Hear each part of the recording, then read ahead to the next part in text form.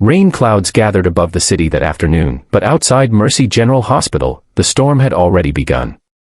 A 6-year-old girl stood trembling on the asphalt, clutching the folds of her sky-blue dress, tears streaking down her dirt-stained cheeks. Her voice cracked as she tried to speak, her words lost beneath the hum of traffic and the cruel laughter of 3 men standing at the hospital gate. Her small hand pointed toward the glass doors where her mother, pale and barely standing, was being held back.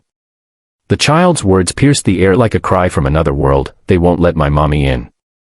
If you believe kindness can still change the world, if you believe good hearts still rise when darkness closes in, please take a second to like, comment, share, and subscribe to Kindness Corner. Because what happened next will remind you why humanity is worth believing in. Her name was Sophie Turner, a child too young to understand cruelty, but old enough to recognize fear.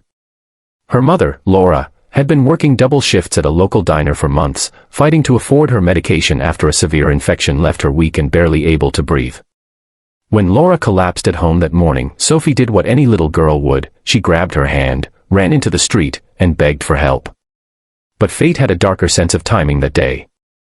The hospital's front entrance was under renovation, and the only open gate was temporarily watched by 3 contractors, rough, cold, and heartless men who treated the struggling mother like an inconvenience rather than a human life. They blocked the doors, sneering, telling her to wait until shift change. Sophie cried, pulling at their sleeves, begging them to move. But the men just laughed.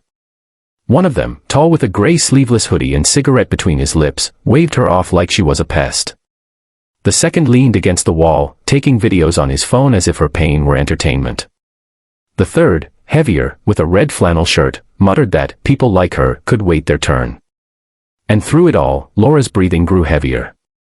Her knees buckled once, twice, until she fell against the glass, pressing a hand to her stomach. Sophie screamed for help, but no one came. The few bystanders nearby averted their eyes, pretending not to see. Then came the sound that changed everything, the deep, thunderous rumble of motorcycle engines. Sophie turned, startled, as 5 bikes rolled slowly down the street. The noise made the thugs glance over, but they didn't pay much attention until the riders parked just a few meters away. The engines fell silent, and all that remained was the rhythmic clicking of cooling metal and the echo of heavy boots hitting pavement. At the front of the group was a man built like iron and time itself, Ryder Callan, late 40s, weathered by years of road and storm. His beard was streaked with gray, his arms inked with memories of battles fought and brothers lost. The black leather vest he wore bore 2 simple patches, Hell's Angels and RL.CHLLS. His eyes, sharp and cold, scanned the scene, the crying child, the men at the gate, the woman collapsing by the glass. For a long second, no one moved. Sophie took a step forward, wiping her tears, her voice trembling. "Please," she said, "those men won't let my mommy in the hospital." Ryder crouched down in front of her, his leather creaking as he met her eye to eye. The child's trembling reflection shimmered in his mirrored sunglasses. Then, quietly, he stood, and the look in his eyes changed everything. Without a word, he handed his gloves to one of his men, turned toward the hospital, and began to walk. The others followed, spreading out like a storm front moving over a field. The 3 thugs froze. Their laughter died mid-breath. Ryder's boots echoed against the asphalt, steady and deliberate, until he stood right before them. "Move," was all he said, his voice low, gravelly, final. The man in the hoodie sneered and tried to speak, but Ryder's stare cut him down faster than words. Behind him, his brothers stepped closer, their tattoos gleaming under the sun, their faces unreadable. The largest of them, a bald giant named Mace, rested one hand on a parked motorcycle, silent, but every muscle tense. The second, younger biker with long brown hair, folded his arms and tilted his head, waiting. It didn't take long. The thug stepped aside, muttering excuses, eyes avoiding contact. Ryder nodded once toward Laura, still kneeling by the glass, and gently lifted her arm over his shoulder. "She's going in," he said quietly. The automatic doors slid open without another sound. Inside, the staff rushed to help. Nurses appeared with stretchers, doctors shouted instructions, and Sophie ran beside her mother, holding her hand until she disappeared behind the curtains of the emergency ward.